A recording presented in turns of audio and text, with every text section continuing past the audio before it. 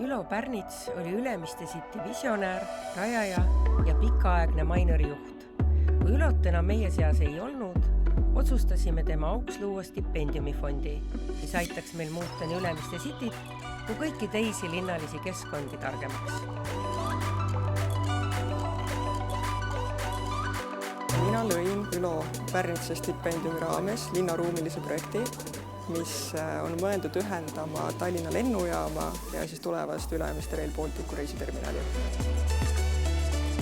Ülo hindas kindlasti noortes, püüdlust hariduse poole. Ja mitte ainult noortes, vaid see oli tema tees üks asi, et haridus peab kestma ja hariduse omandamine peab kestma läbi kogu elu. Selle stipendiumi eesmärk, nii nagu üldse haridusega koostöö eesmärk, on ikkagi teha me linna targemaks ja ka seda keskkonda. Ülo Pärnitsa stipendium avas mulle võimaluse töötada teadlasena ja alustada enda karjääri. Ärge kartke välja tuua oma hullusid ideid, sest pahatihti võib ka nendest midagi areneda välja.